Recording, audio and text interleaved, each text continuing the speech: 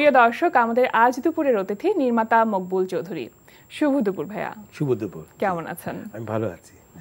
আগামীকাল আপনার নির্মিত একটি চলচ্চিত্র ছায়া বন্দনা, যেটা প্রদর্শিত হবে বাংলাদেশ শিল্পকলা একাডেমির জাতীয় চিত্রশালায়। এটা সম্পর্কে শুরুতে একটু জানি যে কোন প্রেক্ষাপট থেকে বা কোন জায়গা থেকে আসলে ছায়া বন্দনা করা? এটি আপনারা বাংলাদেশের সবাই চেনেন, নাসির আলী মামুন পোর্ট্রেট ফটোগ্রাফি করে এবং বাংলাদেশের পোর্ট্রেট ফটোগ্রাফির সূচনাটা ওনার হাত ধরে হয়েছে। ওনার পোর্ট্রেট ফটোগ্রাফির একটা বিশেষ দিক হচ্ছে উনি সাদা কালো ছবিতে করেন এবং ওনার ছবির মধ্যে উনি যে সাদা কালোর যে একটা প্রপোর্শন, এটা খুবই ইন্টারেস্টিং এবং উনি অন্ধকারকে প্রাধান্য দিয়ে উনি সাদাকে প্রাধান্য দেন, আবার সাদাকে প্রাধান্য দিয়ে উনি অন্ধকারের বন্দনা করেন। মানে আলো ছায়ার যে খেলা, সেটা নাসির আলী মামুনের ছবিতে পাওয়া যায়। অ্যাবসলিউটলি। তো এটা এক ধরনের সিম্ফনিও বলা, মানে সিম্ফনি অফ শ্যাডোজও বলা যায়।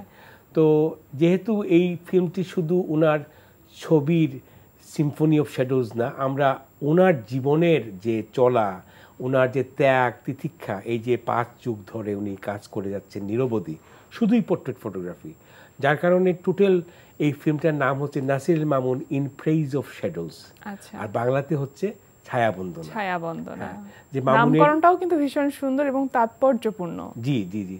না, এটা আমি আর নাসির আলী মামুন আমরা প্যারিসে একটা হোটেলে আমরা একই রুমে ছিলাম, আমরা একটা প্যারিসে শুটিং করেছি। তখন আমরা নামটা প্রথমে ঠিক করেছিলাম এ সিম্ফনি অফ শ্যাডোজ। আচ্ছা, কিন্তু যখন আমি ফিল্ম এডিটিং শুরু করলাম তখন দেখলাম যে না, ফিল্মটা আমাকে বলছে যে এই ফিল্মটার নাম মামুন হবে, মানে সবাই মামুন মামুন বলতেছে, যে মামুনের পরে কিছু একটা হবে। তো ওই ফিল্মের এডিটিংয়ের এখানে লাস্ট পর্যায়ে এসে এই নামটা ঠিক করেছি, যে Mamun in praise of shadows, যেটা মানে পুরো ফিল্মটাকে সামারাইজ করে, যে তার জার্নিটা হচ্ছে গিয়ে যে সে একটা ছায়ার বন্দনা করা। কিন্তু এই ছায়াটা কিন্তু আমাদের, ধরেন আমরা বলি না যে গাছের ছায়া যাওয়া, উনি কিন্তু সারাটা জীবন উনি আমাদের দেশের যারা শিল্প সাহিত্য রাজনীতিতে যে সমস্ত ব্যক্তিরা আমাদের একটা প্রত্নতাত্ত্বিক একটা ক্যারেক্টার, আর্কিওটিপিক্যাল ক্যারেক্টার, যারা আমাদের বঙ্গবন্ধু বলেন, সুলতান, আল মাহমুদ, কবি শামসুর রহমান বা আরো যারা রাজনীতিবিদ দেশি বিদেশি সবাই, এদেরকে উনি তার ফ্রেমের মধ্যে বন্দি করে রেখেছেন। এবং এই লোকগুলো কিন্তু আমাদের জন্য একটা ছায়াও বটে। অবশ্যই, যেমন আমরা বলি না যে গাছের নিচে ছায়া, তো এই এদের ছায়াই আমরা বড় হয়ে উঠছি, বেড়ে উঠছি। ফলে এদিক থেকে চিন্তা করলে ছায়া বন্দনাটাও আবার যায়, মানে ওনার ফটোগ্রাফির যে ছায়া বন্দনা, সেই সাথে ব্যক্তির ছায়া বন্দনা, জ্ঞানের ছায়া বন্দনাটাও এখানে ফুটে উঠেছে, সবকিছু মিলিয়ে। আচ্ছা, একটু জানতে চাইবো ভাইয়া, কত বছর ধরে আপনি এই প্রামাণ্যচিত্রের জন্য প্রস্তুতি নিচ্ছেন বা তৈরি করছেন? এটির আসলে ফাইনাল সিদ্ধান্ত এবার 5-7 বছর ধরেই আমার সাথে মামুন ভাইয়ের যখন প্রথম ফাইনালি কথা হয় যে ছবিটা আমি করব, সেটি প্রায় 7 বছর আগে। কিন্তু শুটিং শুরু করেছি 2019-এ। 2019-এর এপ্রিলে ঢাকায় 30 দিন শুটিং করেছি, তারপরে কলকাতায়, এরপরে আপনার ফ্রান্সে, আমেরিকাতে। তো শুটিং শুরু হওয়ার পরে যখন শেষ হয়ে গেল, কোভিড শুরু হয়ে গেল।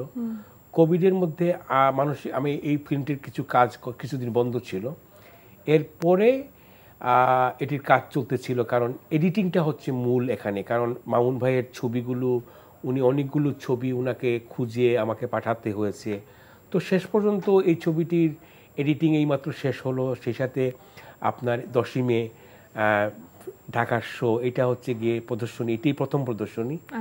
এবং ইন্টারেস্টিং জিনিস যেটা আমি বলতে চাই, যে এইটি একটা মামুন ভাইয়ের প্রতি একটা tribute. This film is, I did not make it for any festivals or any other thing. I wanted to show him the film. It's like a tribute to him. আমাদের দেশে দেখবেন যে আমরা যারা গুণী শিল্পীরা, তারা প্রস্থানের পর আমরা কিছু করি। আমার একটা খুব তীব্র আগ্রহ যে মামুন ভাইকে এই ছবিটা দেখানো, যে তার প্রতি আমার যে একটা আন্তরিকতা, তার শ্রদ্ধা, ভালোবাসা, তার কর্মের প্রতি, তার কর্ম প্রসেসের প্রতি। হ্যাঁ, এইটা তো এই 10ই মে যদি সাকসেসফুল হয়, আমার এটাই সার্থকতা। Absolutely right. আচ্ছা,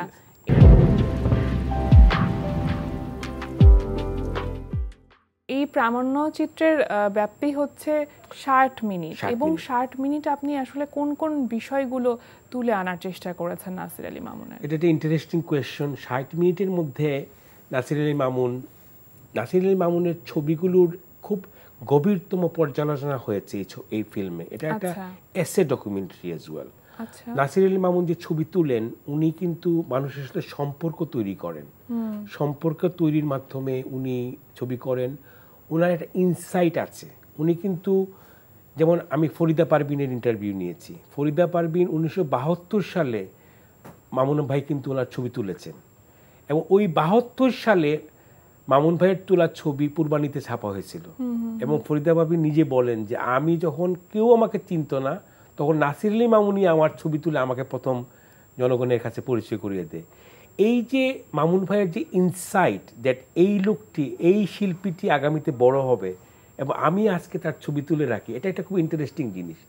এরকম বেশ অনেকগুলো, আমি সব ছবির ফুল ডিটেল আমি বলছি না, বাট এরকম খুব ইন্টারেস্টিং মামুন ভাইয়ের যে বললাম না যে তার পুরো জীবন পদ্ধতি, ছবি তোলা, তার যে মনস্তাত্ত্বিক যে আইডিওলজি থেকে উনি এই কাজটি করেছেন, সেটার একটা পূর্ণাঙ্গ আলোচনা এখানের মধ্যে আছে এই 60 মিনিট ধরে।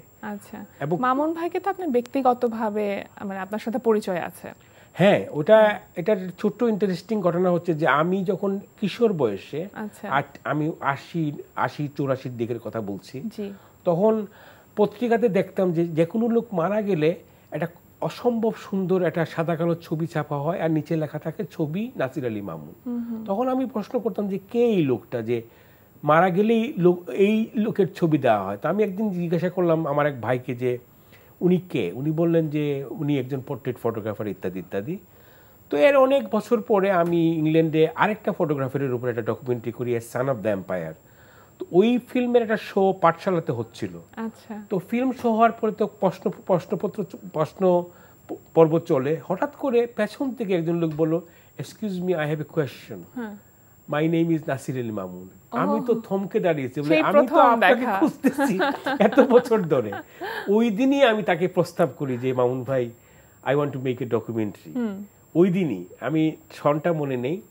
তারপরে উনি লন্ডনে যান, ফোনে কথাবার্তা হয়। হ্যাঁ, তো শেষ পর্যন্ত অবশ্যই মামুন ভাই আমাকে ট্রাস্ট করতে হয়েছে। ওনার 150 ফটোগ্রাফ আমাকে দিয়েছেন উনি, ওনার তোলা। মানে এগুলো ওনার এই রিলেশনশিপটা আমাকে পুরো আর্কাইভটাই না, পুরো আর্কাইভ না, ওনার আর্কাইভ অনেক বড়, বাট আমি যখনই যেটা চেয়েছি উনি এই অরিজিনাল ফটোটাই পাঠিয়েছেন। এবং মামুন ভাইয়ের এই যে সেলুলয়েডের তোলা ছবিগুলো যখন এখনো ভিডিওতে আসে, স্ক্রিনে আসে, মানে আমার এই ছবিতে কিন্তু বিদেশি লোকজন কাজ করেছে। ডেক ব্লোর একজন মিউজিক ডাইরেক্টর, সে কাজ করেছে। তারপরে আমি মিউজিক করিয়েছি কলকাতায়, হ্যাঁ, খুব ভালো একজন সারেঙ্গি প্লেয়ার সুভাষিস হালদার।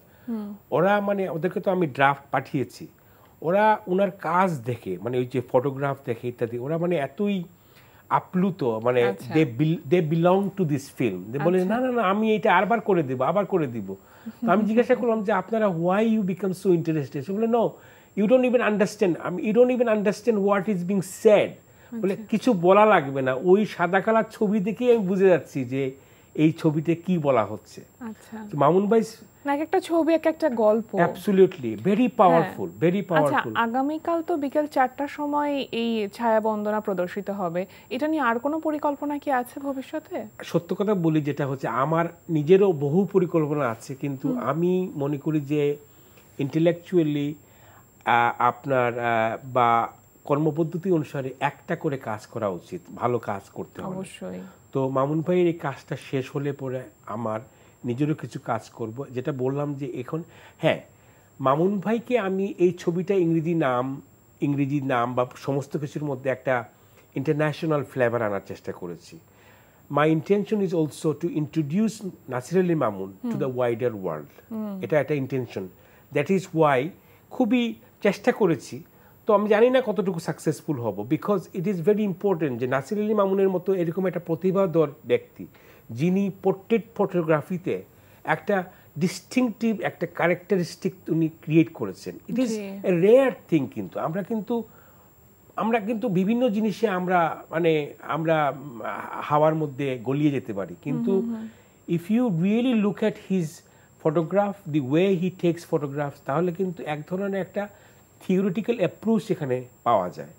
অ্যান্ড আমি শিওর যে আন্তর্জাতিক ক্ষেত্রে পোর্ট্রেট তো অনেক হচ্ছে, হবে, বা এটার চর্চা আছে। আমার এই ফিল্ম যদি আমি এইভাবে যদি আমি কোনোভাবে, আমি জানি না কিভাবে করব, বাট একটা এইম আছে যে মামুন ভাইকে, বাংলাদেশকে এই ছবিটি ইন্টারন্যাশনালি প্রেজেন্ট করা। অ্যাবসলিউটলি। এবং this is how I made it. এটা অনেকটা মানে এটা এই ব্যালেন্সটা আমাকে রাখতে হয়েছে যে টোটালি বাংলাদেশি না, আবার একটু আন্তর্জাতিক ফ্লেভারটার মধ্যে আছে। আচ্ছা, এই যে কোনো ব্যক্তির উপরে বা কোনো প্রামাণ্য চিত্র যখন আপনি নির্মাণ করতে যান, তখন আসলে অনেক গবেষণা দরকার পড়ে এবং বেশ অনেকটা সময় নিয়ে আপনি কাজ করেন। এর আগে প্রামাণ্য চিত্রগুলো কাদের উপর নির্মিত ছিল বা কি বিষয়বস্তুকে কেন্দ্র করে আপনি নির্মাণ করেছিলেন? আমি আগে যেটা করেছি, আমার একটা film not a penny not a গান, সেটা মুক্তিযুদ্ধে ব্রিটেন প্রবাসীদের যে অবদান সেটি কিন্তু জানা ছিল না। তো আমার ওই ফিল্মটি 2016 শিল্পকলা একাডেমি শ্রেষ্ঠ ডকুমেন্টারি অ্যাওয়ার্ড পায় এবং আরও একটা অ্যাওয়ার্ড পায়। এবং বাংলাদেশ মুক্তিযুদ্ধ জাদুঘর মুক্তিযুদ্ধের পরবর্তী সময়ে যে 10টি ছবি প্রামাণ্যচিত্র তারা একটা লিস্ট করেছে, এবং আমার নট এ পেনি নট এ গানটা একটা। এটার কারণ হচ্ছে যে প্রবাসে, বিশেষ করে বিলেতে বাংলাদেশিদের মুক্তিযুদ্ধের বিলেতিদের যে অবদান, বিলেতি বাংলাদেশিদের, এটা কিন্তু অনেক শুনেছি আমরা, কিন্তু as a documentary film this was the first. এবং এই ডকুমেন্টারি ফিল্মটাই কিন্তু ডিমান্ড করেছে যে শুধুমাত্র যারা বন্দুক নিয়ে যুদ্ধ করেছে তারাই যে মুক্তিযোদ্ধা তা না, যারা মুক্তিযুদ্ধের জন্য বিভিন্নভাবে কাজ করেছে তারাও মুক্তিযোদ্ধা। এবং এই প্রসেসটা কিন্তু ওই ডকুমেন্টারি ফিল্মের মাধ্যমে শুরু হয়েছে, which is quite a big thing that একটা ফিল্ম, আমাদের মুক্তিযুদ্ধ মন্ত্রণালয়ের মন্ত্রী মহোদয় এই ছবিটি দেখেছেন। এটি যার বাবার উপরে, যার বাবাকে ঘিরে করা হয়েছিল, এটা লম্বা স্টোরি। আমি শুধু বলতেছি যে not a penny not a gun also participated in Mumbai film festival as part of যে বাংলাদেশের 50th যে বাংলাদেশের 50তম জন্মবার্ষিকী উপলক্ষে আপনার একটা বাংলাদেশ প্যানোরামা করেছিল ভারতীয় সরকার। সেখানে প্রায় বাংলাদেশের 10-15টা আরও কিছু ডকুমেন্টারি দেখানো হয়েছিল, সেটার একটা পার্ট ছিল এটা একটা। আর কিছুদিন আগে 2023-এ আমাদের শহরে কমনওয়েলথ গেমস হয়েছিল। আচ্ছা, আপনি তো কমনওয়েলথ গেমস তো বুঝেন, খুবই বিরাট ধরনের এটা। তো ওখানে ওই শহরের কমনওয়েলথ গেমস উপলক্ষে ওই শহরের যারা ক্রিয়েটিভ লোক আছে তাদেরকে ওরা ইনভাইট করে যে if you have any idea then you can submit. তো আমি একটা ক্রিয়েটিভ সিটি ট্যালেন্ট একটা অ্যাওয়ার্ড পেয়েছিলাম একটা ডকুমেন্টারি করার জন্য। সেটি আমি নির্মাণ করেছি আপনার যে হর্ন অফ আফ্রিকা থেকে যারা নতুন community, refugee, Ethiopian and Eritrean community, they are very new community in our society. মানে ইংল্যান্ডে যে শহরগুলো সেগুলো আমরা বাঙালিরাই মনে করেন আজ থেকে 50-60 বছর আগে গিয়ে এখানে আমরা বসবাস শুরু করেছি, এখন এত একটা strongest community. But continually this migration process is taking place in places like Germany or in a European country. এবং এই যে নতুন কমিউনিটি, তাদের নতুন করে একটা শহর, একটা দেশে বাস করা, তাদের কালচারকে এস্টাবলিশ করা, এই যে process is actually the same like আমাদের গ্র্যান্ড প্যারেন্টস, আমাদের যে পূর্বপুরুষরা যেরকম স্ট্রাগল করেছিল তারাও কিন্তু এখন এটা করছে। আচ্ছা, so I was quite fascinated by that, interested how it is. আচ্ছা, so that idea was, as I said, awarded as a creative city talent. বেশ একটা মোটা অঙ্কের টাকা তারা দিয়েছে আমাকে, এবং ওই কাজটা আমাকে করতে হয়েছে। এবং কারণ ওই কাজটা আমার একটা ইন্টারেস্টিং জিনিস ছিল যে you have to finish it by 17th of September. একদম। নির্মাতা হিসেবে কিন্তু এরকম অনেক রকম ক্ষুধা থাকে বিভিন্ন বিষয় নিয়ে কাজ করার, বিভিন্ন ব্যক্তি নিয়ে কাজ করার। ভবিষ্যতে আর কাউকে নিয়ে কাজ করার পরিকল্পনা কি এই মুহূর্তে করছেন? আর কাউকে না, আমার আরেকটা ডকুমেন্টারি সাইক্লিস্ট অফ ওয়ার, এটা অলরেডি মুক্তিযুদ্ধ জাদুঘর কর্তৃক awarded script and development fund একটা অ্যাওয়ার্ড হয়েছে। সেই কাজটা এখন শুরু করব। সেটা হচ্ছে যে 1972 সালে সিলেট থেকে 4 জন সাইক্লিস্ট, ওরা যুদ্ধে যেতে পারে নাই, তো ওরা ভাবলো যে আমরা কি করতে পারি। ওরা 4 জন আপনার সিলেট থেকে সাইকেল চালিয়ে পুরো ইন্ডিয়া ট্রাভেল করছে, just to say thank you to the Indians যে তোমরা আমাদেরকে সাহায্য করছো। এবং ইন্টারেস্টিংলি তারা যখন দিল্লিতে পৌঁছে তখন দিল্লি ইয়ং কংগ্রেসের একজন বলল চলো তোমাদেরকে ইন্দিরা গান্ধীর সাথে দেখা করে নিয়ে আসি। তো ওদেরকে বঙ্গভবনে নিয়ে গেছে ওখানে ওই মানে দিল্লিতে। ওদিন ইন্দিরা গান্ধী ছিলেন না, দিল্লির প্রেসিডেন্ট ভিভি গিরি ছিল। সেই ভিভি গিরির সাথে তাদের দেখা যে করেছিল ওই ছবিগুলো কিন্তু আমাদের ফ্যামিলি অ্যালবামে ছিল। আমার ভাই ছিলেন একজন, তাদের লম্বা চুল। তো ওই ছবিগুলো বহুদিন ধরে আমার কাছে আছে, কিন্তু আমি ওই বাকি যারা সাইকেলিস্ট ছিল আমি খুঁজে পাচ্ছিলাম না। যাই হোক, এখন আই হ্যাভ আইডেন্টিফাইড দেম হোয়ার দে আর। এবং এই টোটাল আইডিয়াটা ভেরি ফ্যাসিনেটিং যে 4 জন লোক সাইকেল চালিয়ে আপনার করিমগঞ্জ, আমাদের শিলচর, তারপরে পাটনা, এগুলা হয় 3 মাসে ওর আগে দিল্লি পৌঁছেছে, just to say thank you. এই ছবিটার একটা সিগনিফিকেন্স, এই বিষয়টা নিয়ে কাজ করার ইচ্ছাটা আছে। এটাই আমার নেক্সট প্রজেক্ট। ভাই আসলে অনেক গল্প ছিল আপনার সাথে কথা বলার মতন, কিন্তু একেবারে শেষ পর্যায়ে আমরা চলে এসেছি।